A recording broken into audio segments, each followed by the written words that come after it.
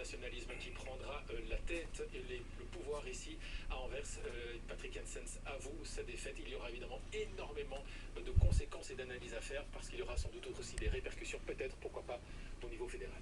Et donc je souhaite la bienvenue à tous les auteurs de Belatel qui nous rejoignent pour cette soirée électorale. Alors, dernière question à vous, M. Watley, en ce qui concerne en tout cas le fédéral.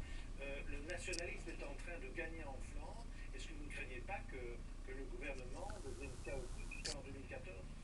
J'espère que non, parce qu'il n'y a rien à faire. On a un accord de gouvernement à exécuter. Je pense que c'est ce qu'attendent les citoyens, c'est qu'on respecte l'engagement qu'on a pris.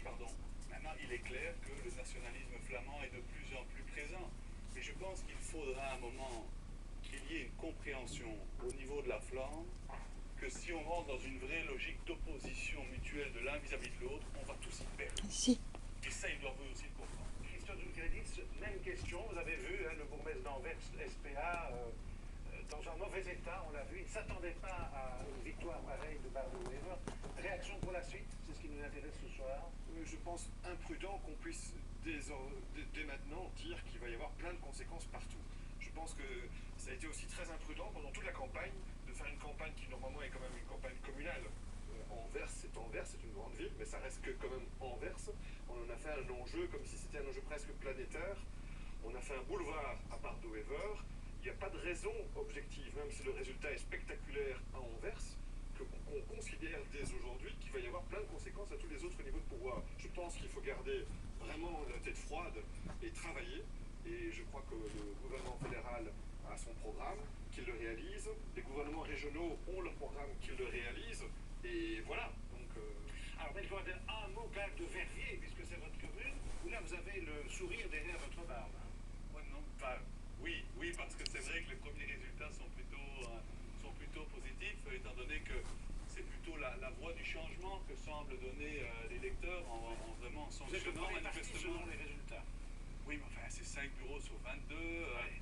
Mais c'est vrai que je pense qu'il fallait changer, à Verviers qu'il faut changer, et le parti le plus fort de la coalition, le Parti Socialiste, est pour le moment sanctionné par l'électeur, par les premiers bureaux de vote. Donc ça semble aller dans le désir d'un changement pour Verviers, comme nous nous sommes profilés comme cette alternative pour Verviers. On a vraiment envie de faire évoluer cette ville d'une manière plus positive qu'avant. En tout cas, des résultats partiels à Verviers, pas encore de résultats pour Ixelles, mais rendons-nous tout de suite à Herstal où nous attend Emiliano Bonfili, parce que là, les résultats sont assez parlants. Vous êtes avec Frédéric Dardenne qui a le sourire, on imagine.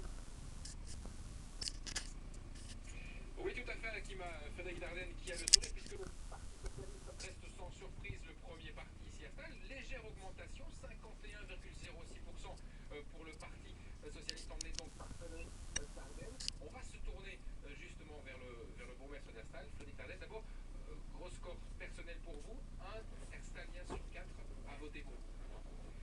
C'est évidemment une satisfaction, c'est assez inattendu. Je me réjouis évidemment de cette confiance donnée par les citoyens herstaliens à ma candidature et à notre projet, en fait, à tout ce qu'on a entamé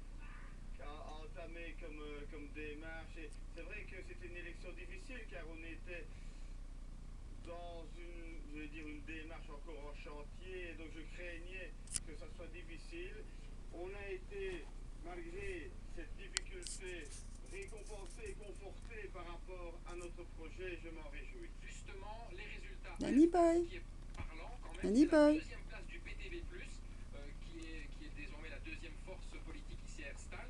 EPH, le Centre démocrate humaniste avec qui vous faisiez coalition, vous aviez dit vous allez faire encore coalition avec eux. PER devient le troisième parti. Est-ce que ça change la donne au niveau de la coalition future ici avec vous et votre regard sur le PTB+?